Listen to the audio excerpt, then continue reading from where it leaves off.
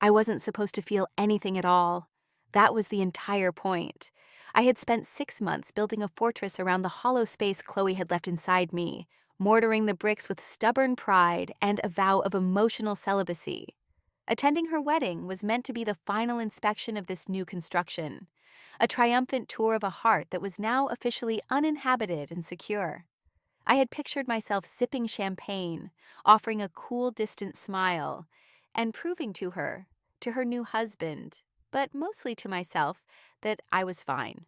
More than fine. I was thriving in the ruins. The guest list had called me a cherished friend, a lie so blatant it was almost funny. I was a ghost at the feast, a historical artifact from a life she had neatly packed away. The vineyard estate was aggressively beautiful, the kind of place that shoves its perfection in your face and dares you to find a flaw. Rows of grapevines marched up the rolling hills in disciplined green lines, the late afternoon sun spilling liquid gold over everything. The air smelled of warm earth, cut grass, and the cloying sweetness of 1,000 white roses trucked in for the occasion. It was a fairy tale, and I was the bitter crone who'd lost her invitation. My heels sank into the manicured lawn as I made my way from the parking area, the gravel crunching under my sensible, joyless shoes. I could feel the familiar coil of dread tightening in my stomach. Every laugh that drifted on the breeze felt like a personal jab. I'd practiced my serene, unbothered expression in the car mirror for 20 minutes, but my face already felt stiff and fragile, a mask threatening to crack. My plan was simple: be seen, be pleasant, and be gone before the first dance. No drama, no messy feelings, just a clean, surgical extraction from a past I needed to finally bury. Then I saw her, Chloe, standing near a floral archway, a vision in ivory lace, laughing with the photographer. The sound of it, that bright bell-like laugh I once thought was mine alone, hit me like a physical blow. My breath caught. The fortress crumbled. Every single brick turned to dust, and the raw, howling emptiness was back, just as vast and aching as it had been the day she told me she'd met someone. A man. The final, brutal edit to our story. My carefully constructed composure shattered, and my hand, suddenly clumsy, lost its grip on my clutch. It tumbled to the ground, spilling its contents: lipstick, keys, a packet of ibuprofen, my phone, across the pristine green grass like a pathetic offering. As I bent to retrieve the scattered pieces of my dignity, my eyes blurring with stupid, useless tears, a shadow fell over me. "Here, let me help you with that." The voice was low and calm, a smooth, cool stone in the babbling brook of pre-wedding chaos. I looked up from my crouched position and into the kindest eyes I had ever seen. They were the color of moss after a rain, flecked with gold, and they held no judgment, only a quiet, steadying presence. A woman knelt beside me, her movements fluid and unhurried. She wore a simple, elegant dress, the color of sage green, the fabric whispering against the grass. She began gathering my things with a graceful efficiency, her long, slender fingers moving with purpose. One of her hands brushed against mine as she passed me my lipstick, and a jolt, small but unmistakable, shot up my arm. It wasn't sexual, not yet. It was a spark of simple, human warmth, a current of life in a place where I had felt entirely dead. Her scent reached me then, not a heavy perfume, but something subtle and clean, like sandalwood and fresh soil. She handed me my phone, her expression gentle. "It's a bit overwhelming, isn't it?" she said, her voice a quiet conspiracy. And in that moment, as she looked at me, really looked at me, not as the ex-girlfriend or the awkward guest, but just as a person having a bad moment, I knew my plan to feel nothing had just spectacularly failed. "I'm Lena," she said, offering a hand to help me up. Her grip was firm and cool. I took it, feeling the solidness of her, a welcome anchor in the churning sea of my emotions. "Elara," I managed, my voice sounding rustier than I'd intended. I brushed the grass from my dress, a nervous, futile gesture. Thank you. I'm apparently not coordinated enough for formal events. A small smile touched her lips, but it didn't quite reach her moss-green eyes. There was a watchfulness there, a depth that seemed out of place amidst the frothy joy of the wedding party. Don't worry about it. Gravity has a personal vendetta against half the people here, especially after the third glass of champagne. Her dry wit was unexpected, and a genuine, if small, laugh escaped me. It felt like a foreign sound. I'll try to keep that in mind, I said, tucking a stray strand of hair behind my ear. Are you a friend of the bride or groom? It was a stupid question. The sage green dress screamed, bridesmaid. She gave a slight nod, her gaze drifting towards the floral arch where Chloe was now posing with her new husband-to-be. The bride, I'm the maid of honor. Of course, the confirmation landed like a stone in my gut. This woman, this calm, kind presence, was Chloe's best friend, the one who had likely held her hand through our breakup, who had heard all the curated, one-sided stories of my failings.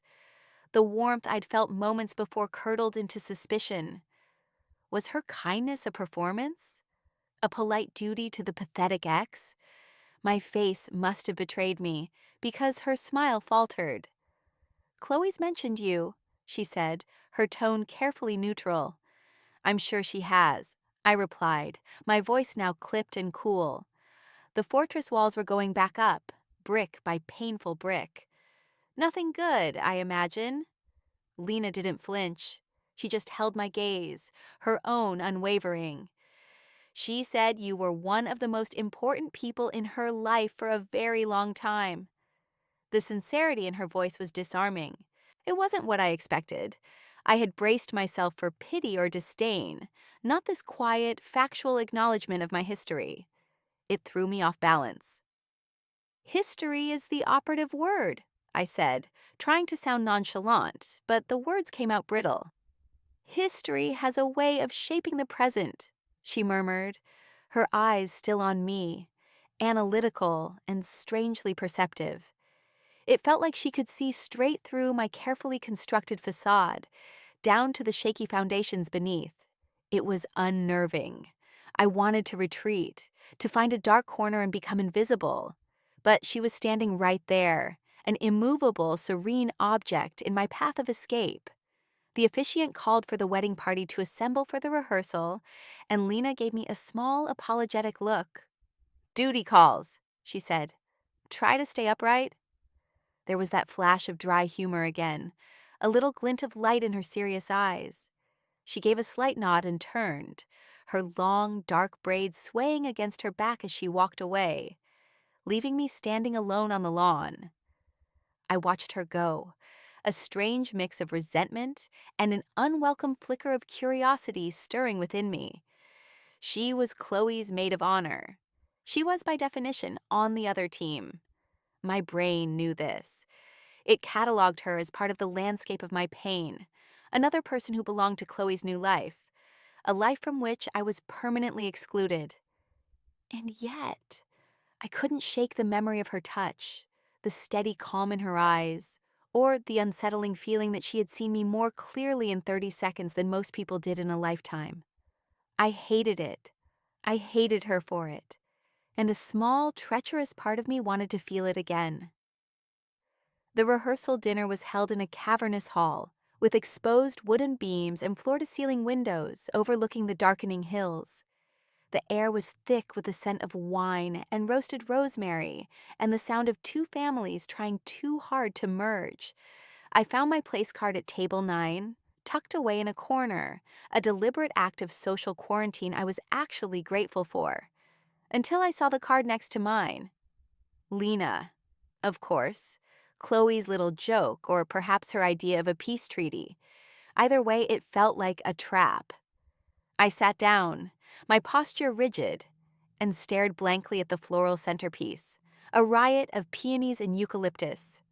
I could feel the low thrum of anxiety in my veins, a familiar companion. This was a mistake, a massive, self-flagellating mistake. I should have sent a toaster and my regrets. Lena arrived a few minutes later, moving through the crowded room with the same understated grace I'd noticed earlier. She didn't seem to command attention, but she possessed a quiet self-containment that drew the eye anyway. She saw me, and for a fleeting second, I saw a flicker of something in her expression. Resignation? Annoyance? Before it was smoothed over into polite neutrality. "Looks like we're neighbors," she said, pulling out her chair. She placed her small clutch on the table, its dark leather a stark contrast to the white linen. "So it seems," I replied, focusing my attention on unfolding my napkin with painstaking precision. The silence that stretched between us was heavy and awkward, filled with all the things we couldn't say. She was the keeper of my ex-girlfriend's secrets, and I was the ghost at her celebration. We had no common ground, except for the woman who had broken my heart. The first course arrived, a delicate tower of beets and goat cheese. I poked at it with my fork. "Not a fan of beets?" Lena's voice was quiet, pulling me from my internal spiral. I looked up, surprised. "Is it that obvious?" "You're looking at them like they personally offended you," she said, a ghost of a smile playing on her lips. I couldn't help but snort, a small, unladylike sound. "Maybe they did." I pushed a piece of beet around my plate. "I'm just not a fan of things that try to be sweet, but are really just earthy and taste vaguely of disappointment." The words were out before I could stop them. A raw, unfiltered piece of my own bitterness. I immediately regretted it. That was too much, too honest. I expected her to retreat, to offer a platitude or simply turn away. Instead, she tilted her head, considering my statement with a seriousness it didn't deserve. "I understand that," she said softly, "but sometimes the earthiness is the most honest part. The sweetness is just for show." She took a bite of her own salad, her gaze thoughtful. "I'm a landscape architect. I spend a lot of time with things that grow in the dirt. You learn to appreciate the honest flavors." A landscape architect. It fit. The sandalwood scent, the grounded presence, the appreciation for things that were real. It was another piece of her, slotting into place. I found myself wanting to ask her more, to know what kind of landscape she designed. But I caught myself. This was dangerous territory. Small talk could lead to real talk, and real talk could lead to connection. Connection was the one thing I absolutely could not afford. "Must be nice," I said, my tone cooler than I intended, "to create beautiful things." Her eyes met mine across the table. "It's mostly about drainage and soil composition. Less poetry, more plumbing." The bluntness of it was refreshing. It cut through the saccharine atmosphere of the evening. For the next hour, we existed in a strange bubble of civility. We talked about neutral topics, the wine, the unseasonably warm weather, a book she was reading.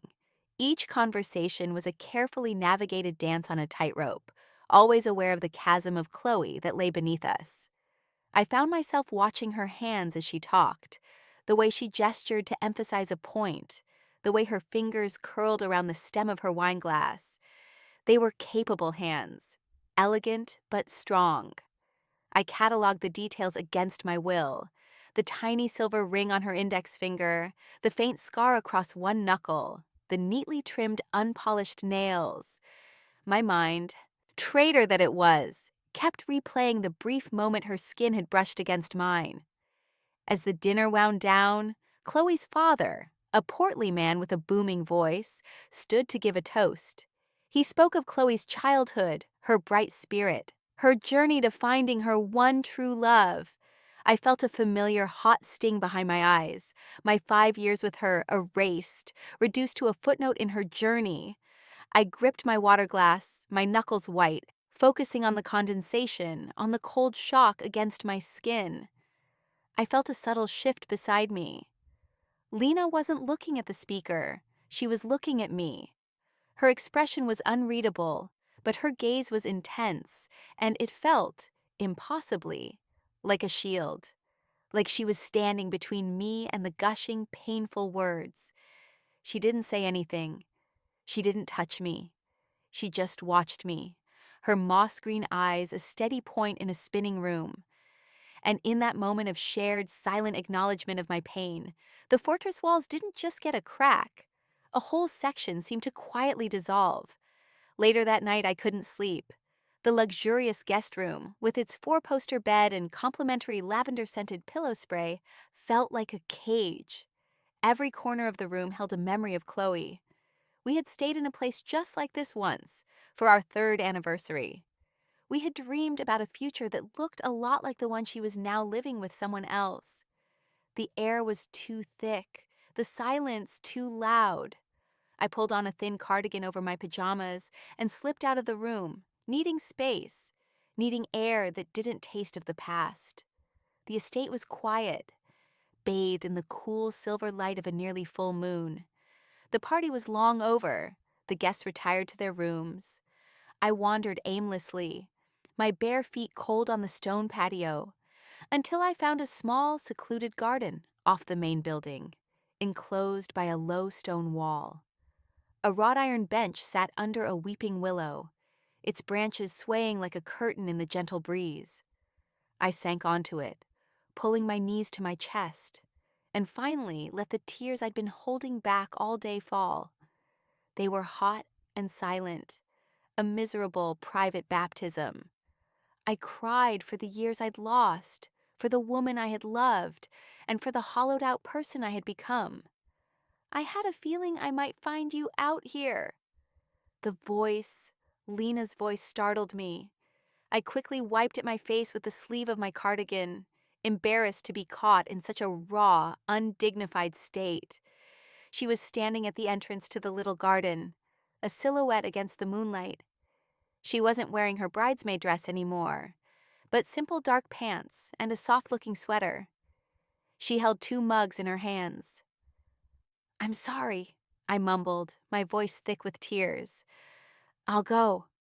"Don't," she said, her voice gentle but firm. "You're allowed to be here. You're allowed to feel whatever it is you're feeling." She walked over and sat on the other end of the bench, leaving a respectful distance between us. She held out one of the mugs. "It's chamomile tea. My grandmother swears it can solve at least 50% of the world's problems." I hesitated, then took the mug. It was warm, the ceramic radiating a comforting heat into my cold hands. I took a tentative sip. It tasted of honey and quiet. We sat in silence for a long time, the only sounds the chirping of crickets and the rustle of the willow leaves. It wasn't an awkward silence like at dinner. It was a companionable one, a shared space that didn't demand words. Lena didn't pry or offer empty platitudes. She just sat there, drinking her tea, being present. It was an incredible gift. "I thought this would be easier," I finally whispered into the darkness. The same words I'd thought earlier, but this time they were for her. The confession felt huge, a crack in the dam. She turned her head, her profile etched in moonlight. "Nothing about this is easy," she said, "for anyone." "You seem to be handling it with grace," I countered, a hint of my earlier bitterness creeping back in.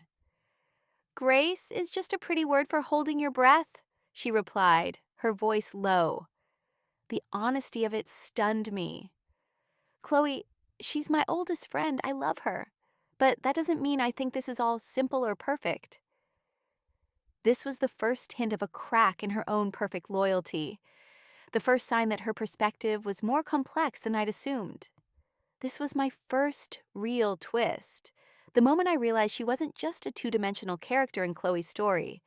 She was her own person, with her own thoughts and her own quiet burdens. I needed to see it," I admitted, the words tumbling out now that the dam was broken. I needed to see her happy, to see that it was all real, so I could finally let it go. But seeing it just makes it hurt more. It feels like my whole past has been invalidated, rewritten with me as the villain. Or worse, just a stepping stone. You're not a villain, she said, her voice firm. And you weren't a stepping stone. You were a chapter. A real one. Just because the book has a new ending doesn't mean your pages weren't real. Her metaphor, so simple and yet so profound, landed directly in the center of my chest. You were a chapter. It didn't erase the pain, but it reframed it. It gave my past with Chloe a legitimacy that I had been denying myself. How do you do that? I asked, my voice laced with wonder. Do what? Say the exact right thing, without making it sound like a greeting card. I could just make out her smile in the dim light. I told you, landscape architect. My job is to see the bigger picture, to know that sometimes you have to tear up the ground and let it lie fallow for a while before something new can grow. She paused, taking a sip of her tea. It doesn't mean you don't miss what was there before. I looked at her then, really looked at her calm profile, the gentle curve of her mouth, the way the moonlight caught in her dark hair. And I felt a different kind of ache begin to form in my chest. It wasn't the hollow pain of loss. It was something new, a tentative, questioning thrum. It was the terrifying, undeniable feeling of a seed starting to stir in the fallow ground. The next day was the wedding itself, a frantic, beautiful blur of activity. I kept to the periphery, a satellite in a distant, lonely orbit. But my eyes, against my will, kept searching for Lena. I saw her calming a near-hysterical Chloe when the florist delivered the wrong shade of peonies. I saw her crouched down, fixing the hem of a flower girl's dress with a safety pin she produced from her clutch like a magician. She was an island of competence in a sea of chaos. She moved with a purpose that I envied, a quiet strength that seemed to radiate from her very core. Our paths crossed again just before the ceremony. I was standing near the back of the outdoor seating area, trying to become one with a large potted fern, when she approached me. "You're hiding," she stated, not unkindly. Observing, I corrected, adjusting the strap of my dress. "There's a difference." She smiled, that small, private smile that did strange things to my insides. "All right, what have you observed?" "That weddings are a form of ritualized madness," I said, my voice low, "and that you are impossibly patient." "It's part of the job description for maid of honor," she said, smoothing down the front of her sage green dress, along with fluffing the train and knowing where the emergency stash of tissues is at all times. She hesitated, then her expression grew more serious. "Listen, about last night, I hope I didn't overstep." "No," I said, more quickly than I intended. It helped. Thank you." "Good." She seemed relieved. She glanced over her shoulder towards the bridal suite. "I have to go." "But, Alara?" "Yeah?" "Try not to merge with the fern. You deserve a seat with a view." She gave my arm a light, fleeting squeeze before she turned and walked away. The touch was brief, barely there, but my skin burned where her fingers had been. The scent of sandalwood and soil lingered in the air for a moment after she was gone. I took a deep breath, and against all reason, I moved from my hiding spot and found a seat in the third row. The ceremony was excruciating. Watching Chloe say the vows we had once drunkenly whispered to each other in the dark to a man whose jaw I wanted to punch felt like swallowing glass. But every time the pain threatened to overwhelm me, I would look at Lena. She stood beside Chloe, her expression serene, her hands clasped in front of her. She was a fixed point, my anchor. At one point, during a particularly flowery reading about soulmates, her eyes flickered from the couple and found mine in the crowd. It was just for a second, a tiny, almost imperceptible moment of connection. But it was enough. It was a silent acknowledgement. "I see you. I know this is hard. It was everything. Later, at the reception, I was nursing a glass of wine when I overheard a snippet of conversation from two of Chloe's cousins standing behind me. "Can't believe Lena is even holding it together," one of them murmured. "I know," the other replied. "After everything Chloe put her through last year, all those late-night calls, the crying, making Lena listen to every detail of the breakup with Alara. It was like she was using Lena as a therapist." The words hit me like a spray of cold water. Chloe had been talking to Lena about me, about us, during the breakup. My immediate reaction was a flare of hot, possessive anger, betrayal. Had Lena been a party to my heartbreak? Had she been advising Chloe to leave me? The fragile trust I'd begun to feel for her fractured. I felt like a fool. Her kindness, her understanding. Was it all based on some secondhand, biased version of my life? I needed to get away from her, from this place. I found her near the gift table, organizing a pile of cards that had fallen over. "I need to talk to you," I said, my voice tight. She looked up, her brow furrowed in concern at my tone. "Okay, is everything all right?" "No, not really." I led her away from the music and the chatter, out onto a small deserted balcony that overlooked the now dark and empty vineyard. The night air was cool. "What's wrong, Alara?" "I overheard something," I began, the words coming out in a rush. "That Chloe talked to you, a lot, when she and I were ending." Lena didn't look surprised. She just nodded slowly, her gaze steady. "Yes, she did. So all of this," I gestured vaguely between us, "your kindness, your understanding, it's all based on Chloe's version of events? You've been pitying me this whole time based on a sob story she told you?" The accusation hung in the air, ugly and sharp. She was silent for a moment, her expression unreadable. I braced myself for a denial, an excuse. Instead, she took a step closer, her voice low and intense. "Yes, Chloe talked to me," she said. "She told me she was confused. She told me she loved you, but that she was scared. She told me she felt a pull toward something simpler, easier. And you know what I told her, Alara?" I stared at her, speechless. I told her that easy is for cowards. I told her that a love like the one she described with you, something with that much history and depth, wasn't something to throw away for a fleeting feeling of simplicity. I told her to fight for you.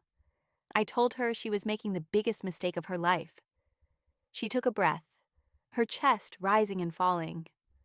"So no, I'm not pitying you based on her story. I'm respecting you based on mine. I saw the woman Chloe described, the one she was terrified of losing, and I've spent the last 24 hours seeing that woman for myself, and frankly, I think she was a fool to let you go." The confession, so fierce and unexpected, knocked the air from my lungs. This wasn't a twist. It was a tectonic shift. It reframed everything. She hadn't been Chloe's confidant. She had been my unwitting advocate. She hadn't been on the other team. She had been, in her own quiet way, on mine.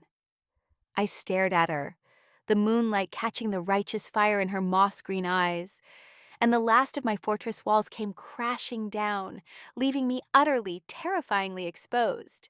The reception was in full swing. A generic pop song was blasting from the speakers, and couples were swaying awkwardly on the makeshift dance floor. I had retreated to my corner table, nursing the same glass of wine, my mind reeling from Lena's confession. She hadn't been complicit. She'd been a defender. The knowledge settled deep in my bones, a warmth that had nothing to do with the alcohol. It also made everything infinitely more complicated. I watched her from across the room. She was fulfilling her duties, laughing with a tipsy aunt, making sure the cake was cut on time. But every now and then, her eyes would find mine. The glances were no longer just about shared sympathy for my predicament. They were charged with something new, something that made my stomach flutter and my skin prickle. It was an awareness, a mutual, undeniable recognition that something had shifted between us, something significant and fragile. Later, as the party began to thin, the DJ played a slow song. I saw Chloe and her new husband swaying in the center of the floor, lost in their own world. A fresh pang of the old hurt hit me, but it was different this time. It was duller, more distant, like an echo. My attention was elsewhere. Lena was standing alone by the tall windows, looking out at the dark vineyard. She looked tired. The professional calm she'd worn all day had slipped, revealing a subtle weariness around her eyes. I stood up, my body moving before my brain could object. I walked over to her. "Long day?" I asked softly. She turned, and a real, unguarded smile touched her lips. "You have no idea. I think I've earned a PhD in crisis management and emotional support." "You deserve a medal," I said, "or at least a very strong drink." "I'd settle for 5 minutes of silence," she confessed, her voice a low murmur. We stood together, watching the last of the dancers. The space between us felt electric. I was acutely aware of the warmth of her body next to mine, the faint scent of sandalwood that clung to her. My hand wanted to reach out, to touch her arm, to offer some small comfort, but I kept it clenched at my side. It felt like standing on the edge of a cliff. One wrong move, one small step, and I would be falling. "There's a song I always loved," I said quietly, surprising myself. The words just came out. "We used to dance to it in the kitchen while we were making dinner." Lena didn't ask who we was. She knew. She just nodded, her gaze soft. "What was it?" "It doesn't matter," I said, shaking my head. "It's just a memory." "Memories matter," she countered gently. "They're part of the landscape." Her use of the word landscape felt intimate, a piece of her world she was sharing with me. The DJ switched to another upbeat, forgettable song. The moment was broken. "I should probably get some air," I said, needing to escape the intensity of her presence. "I'll come with you," she said, not as a question but as a statement. We walked outside, away from the lingering music and laughter. The moon was high and bright now, illuminating the rows of vines. We didn't talk. We just walked along a gravel path that led away from the main house. The only sound was the crunch of our shoes and the distant hum of the night. Every step I took beside her felt significant. I was aware of the rhythm of her breathing, the way she moved, the small space of air that separated us. It was a space that felt both cavernous and infinitesimal. I wanted to close it. I was terrified of closing it. We stopped at the edge of the vineyard, the gnarled vines heavy with almost ripe grapes. "I'm sorry," I said finally. "For what?" "For how I acted earlier. At dinner, I was defensive." "You had every right to be," she said, turning to face me. "I'm the maid of honor at your ex-girlfriend's wedding. On paper, I'm the enemy."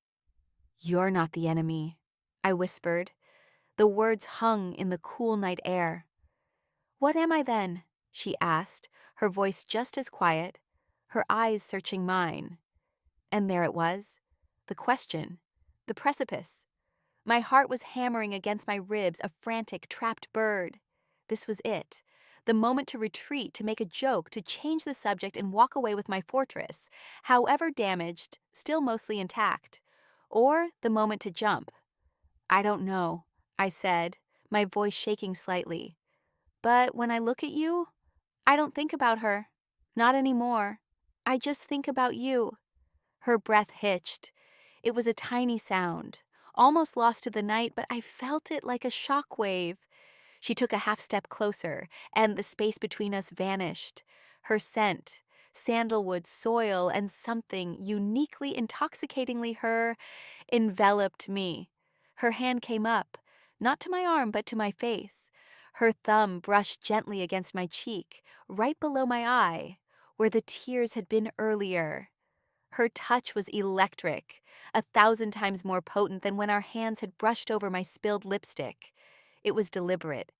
It was a question. "Alara," she breathed, her name a prayer on her lips. My eyes fluttered shut. This was happening. This impossible, terrifying, wonderful thing was happening. My internal monologue, the constant stream of fear and recrimination and pain, went utterly silent for the first time in months. There was only the cool night air, the scent of the earth, and the feeling of Lena's thumbs stroking my skin.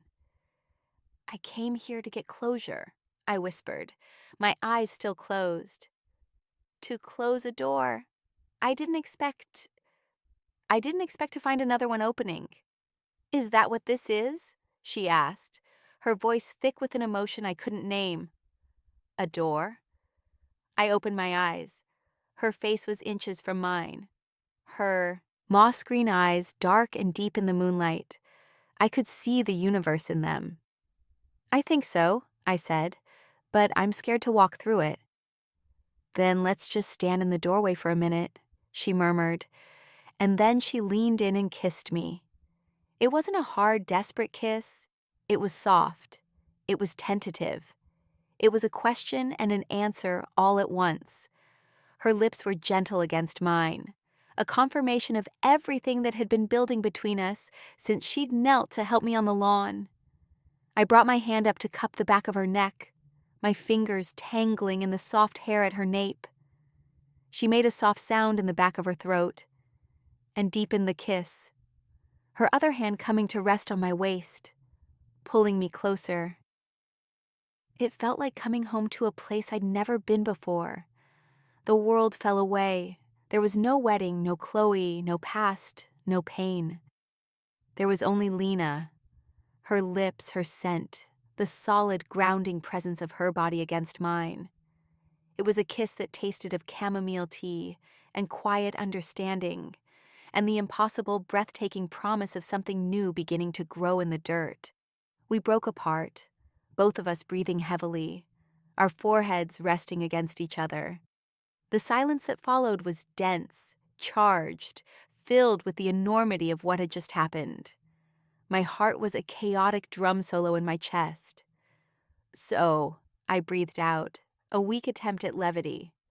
"The doorway," I felt her smile against my skin, "seems sturdy enough." She pulled back slightly, just enough to look at me, her hands still resting on my waist. Her eyes, even in the dim moonlight, were luminous. "I need to tell you something." My stomach clenched. "Okay. This isn't, my reaction to you, it's not entirely out of the blue." "What do you mean?" She took a breath. "Chloe used to talk about you. A lot. Even when things were good. She'd tell stories about your arguments, sure, but she'd also talk about the way you'd make her laugh, the way you saw the world. She showed me pictures. I've known what you looked like for years." This was the next twist, the next layer. It wasn't just that she'd heard of me. She had a file, a mental dossier. "So you had a preconceived notion of me," I said, trying to keep my tone neutral. "I had a sketch," she corrected gently, "drawn by an unreliable narrator. I saw a picture of a woman with sad eyes and a defiant smile. Chloe said you were the most stubborn person she'd ever met. She also said you were the most fiercely loyal." She paused, her thumb tracing a small circle on my hip. "I think I was intrigued by the idea of you long before I met the reality of you." The thought was dizzying, that I had existed in her mind, a fictional character in the story of her best friend's life, and that this character had somehow intrigued her. It felt strangely fated, as if our paths had been converging long before we knew it. "What's the reality of me like?" I asked, my voice barely a whisper. Her smile was soft and devastating. "Better than the sketch. More complicated. Funnier." Her gaze dropped to my lips for a second before meeting my eyes again. "Much, much better." Just as I was leaning in to kiss her again, a sharp, familiar voice cut through the night. "Alara?" Is that you? My blood ran cold. It was my sister Megan, her voice tinny and distorted through my phone, which I'd apparently left on the balcony table. Lena and I sprang apart like guilty teenagers. I scrambled for the phone, my face burning. Meg? Hey, what's up? I tried to sound casual, but my voice was shaky. What's up? I'm calling to see if you've survived the emotional minefield you willingly walked into. Are you okay? Did you see her? Are you hiding in a bathroom crying? Her questions were a rapid-fire assault of loving but misguided concern. I'm fine, Meg. Really? I glanced at Lena, who was standing a few feet away, her arms crossed, giving me space, but her eyes full of concern. Fine? Ilara, we both know what fine means in your vocabulary.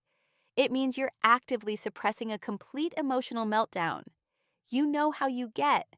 You fall hard, and you fall for women who are complicated. I just don't want to see you get hurt again.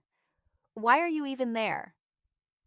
Her words, meant to be protective, felt like stones being thrown at the fragile new thing growing between me and Lena. You know how you get. Women who are complicated. It was my whole history of romantic failure, summed up in one neat, painful package. It was the voice of my own internal antagonist, given sound. I have to go, Meg, I said, my voice strained. I'll call you tomorrow. Alara, wait. I ended the call, my hand trembling. The beautiful, quiet moment was shattered, and all my fears and insecurities came rushing back in. I was the emotional mess. I was the one who got hurt. What was I doing, standing in a vineyard in the middle of the night, kissing my ex-girlfriend's maid of honor? This was insane. This was a recipe for a whole new category of disaster. Your sister? Lena asked softly. I nodded, unable to meet her eyes. She's protective. She's worried about you, Lena stated. It wasn't a judgment. She thinks I'm a fool, I muttered, wrapping my arms around myself. The night suddenly felt much colder.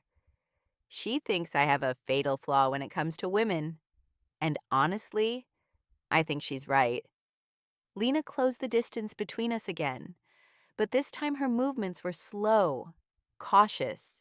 She didn't touch me. Is that what you think this is? Another mistake? I don't know what this is, I burst out, the frustration and fear spilling over. This is Chloe's wedding. You're her best friend. I'm her bitter ex. This isn't a romantic comedy, Lena. This is a 5-act tragedy waiting to happen. And I feel like I'm willingly walking into the final bloody scene. I expected her to back away, to agree that this was crazy. Instead, her expression hardened with a resolve that mirrored the intensity I'd seen in her earlier. Then let me tell you something, she said, her voice dropping, pulling me in. 5 years ago, I was the maid of honor at another wedding. For a woman I had been in love with for half my life, she was my Chloe. And I stood there in a dress I hated and watched her marry a man because it was easier, because her family approved, because she was a coward. My jaw dropped. This was the final critical piece of the puzzle, the last twist in the story. The parallel was so exact, so painful, it was almost poetic. I never said anything, Lena continued, her voice raw with old pain. I kept my mouth shut. I smiled, I gave the toast, and I went home and fell apart. And I have regretted it every single day since.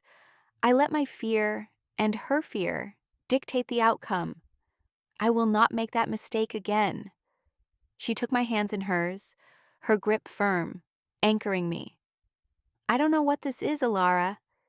Maybe it's a mistake. Maybe it's a rebound. Maybe it's just two lonely people connecting at a ridiculously complicated event. Or maybe she looked me straight in the eye, her gaze stripping away all my defenses. It's the universe giving us both a second chance to be brave? I don't know, but I am willing to find out. The question is, are you? Her bravery was a beacon. Her past, so similar to my present, wasn't a warning. It was a map. She had walked this road and knew the pain of the path not taken. And here she was, offering to walk a new uncertain path with me. My sister's words, my own fears, they were just echoes. The reality was the woman standing in front of me, her hands holding mine, offering a terrified, beautiful hope. The air between us hummed, thick with her question. Are you? It wasn't just about this moment, about this kiss in the moonlight. It was about everything. Was I willing to stop being the person my sister thought I was? The person my history had shaped me into? Was I ready to believe that a connection with a woman didn't have to end in heartbreak and invalidation? Lena's hands were warm and steady around mine. They felt like an answer in themselves. Yes, I breathed. The word was small, but it felt monumental. It was a choice, a conscious, deliberate step out of the past. Yes, I'm willing to find out. A slow, radiant smile spread across her face, transforming her. The weariness, the careful neutrality, it all melted away, leaving only a breathtaking, open joy. She raised one of my hands to her lips and pressed a soft kiss to my knuckles. Good, she murmured against my skin. Because I was prepared to be very persuasive. I laughed, a real shaky laugh. Oh yeah, what was your plan? More chamomile tea? I was going to show you my portfolio of drainage solutions. She deadpanned, her eyes sparkling. It's surprisingly seductive. The gentle humor was a balm, easing the last of the tension from my shoulders. We stood there for another minute, just holding hands, the world having shifted on its axis. The future was a complete unknown, a terrifying blank page. But for the first time in a long, long time, it didn't feel like a threat. It felt like a possibility. We should probably, I started, gesturing vaguely back towards the reception hall. This is weird. Extremely weird, she agreed. Chloe is going to be confused. That's the understatement of the century, I said. The reality of our situation began to creep in. But it wasn't overwhelming. It was just a fact, a logistical problem to be solved. We'll figure it out, she said with a quiet confidence that I was already starting to rely on. But not tonight. Tonight is almost over. She gave my hands a final squeeze. When we get back to the city, away from all of this, can I take you to dinner? A real date. No exes, no bridesmaids, no emotional baggage allowed at the table. What if the emotional baggage is my +1? I joked, but my heart soared. A plan, a concrete step. This wasn't just a fleeting wedding-fueled madness. This was real. I'll allow it this once, she said, but it pays for its own appetizers. Deal, I said, my smile feeling wider and more genuine than it had in years.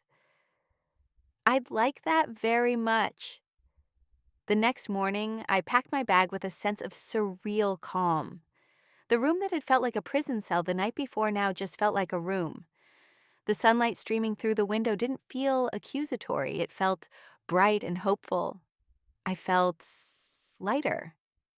As I was zipping my suitcase, I saw the program from the wedding sitting on the nightstand. I picked it up, Chloe and David, a new beginning. I looked at it for a long moment, then I gently placed it in the trash can. It wasn't an angry gesture. It was just done. I was finished with that chapter. I checked out and was loading my bag into my car when Lena walked out of the main building. She was dressed in comfortable jeans and the same soft sweater from the night before. She walked over to me, a small, shy smile on her face. Running away? She asked. Strategic retreat, I corrected, before anyone asked me to help clean up. Smart. She leaned against the car, her hip bumping gently against mine. So, the city. The city, I confirmed, my heart giving a little flutter. I'll call you, she said. I'll answer, I promised. There was a moment of awkward hesitation, the daylight making everything feel more real and more daunting. We weren't two figures in the moonlight anymore. We were two women in a parking lot, with a complicated, messy situation to navigate. Then she reached out and tucked a stray piece of hair behind my ear, her fingers lingering for a second on my skin. "Drive safe, Ilara," she said softly. "You too, Lena." I got in my car and started the engine. As I pulled away, I looked in my rearview mirror. She was still standing there, watching me go, a small, solitary figure against the backdrop of the grand estate. I watched her until the driveway curved and she disappeared from view. I drove for an hour in silence, the events of the weekend replaying in my mind. The pain, the bitterness, the chance encounter, the quiet conversations, the shocking confessions, the terrifying world-altering kiss. I had come to this wedding to bury a ghost, to prove that I could survive the ending of one story. I was leaving with the tentative, fragile, and utterly astonishing prologue to a new one. It was a story I didn't know how to write, a path I couldn't see the end of. But for the first time in what felt like forever, I was excited to turn the page. Have you ever had to choose between the safety of a familiar past and the terrifying possibility of an unknown future? Sometimes, the bravest thing you can do is walk through an unexpected door. If this story resonated with you, please give it a like, subscribe for more, and share your thoughts in the comments below.